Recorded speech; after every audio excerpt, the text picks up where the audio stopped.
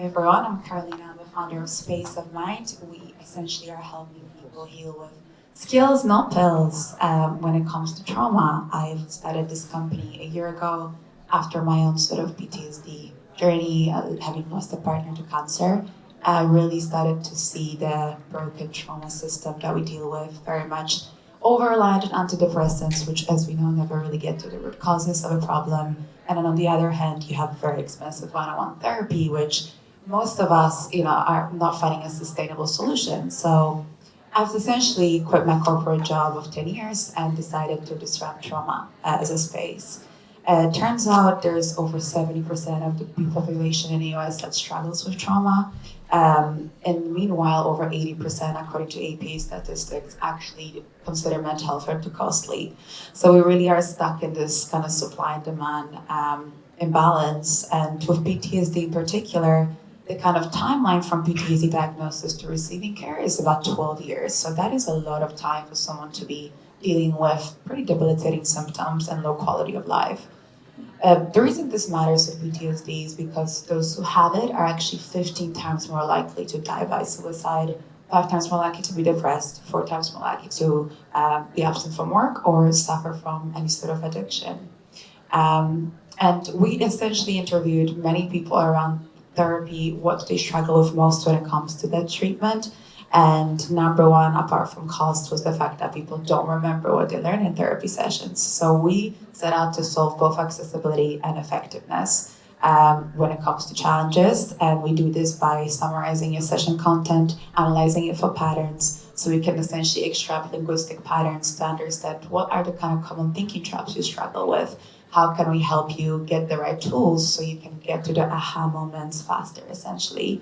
It can also feel very impractical when you're in therapy. It's sort of a continuous repetition of the past, which is why we're actually structuring as a 12-week program, and I work with National Center for PTSD very closely to really distill what are the key coping skills that we need as human beings to kind of come against any challenges. It's how do we actually make sure our bounce back rate is faster as we deal with those. So that's all we're doing in those sessions. There's also an option to be anonymous. As we know, PTSD, there's a lot of shame around PTSD and sharing our traumatic experiences. So you can join anonymously.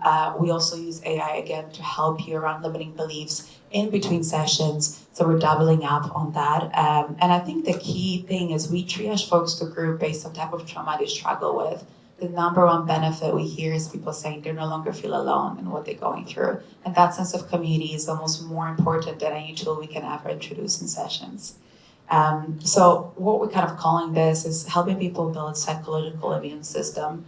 We're destigmatizing struggle, normalizing people's experiences, putting them in one-on-one accountability settings with each other, helping them take back control of this action-oriented approach to healing, and then helping them commit to change. This is where AI really comes in, is how do we encourage self-reflection from those conversations. So we anonymized all the session transcripts to help you actually understand those common errors that you fall into, limiting patterns, and help you, actually figure out how to overcome them. Research has already shown that self-help plus human encouragement is actually as effective as traditional therapy, but people need to just know how to use those tools. What is the context around which you need them in day-to-day life?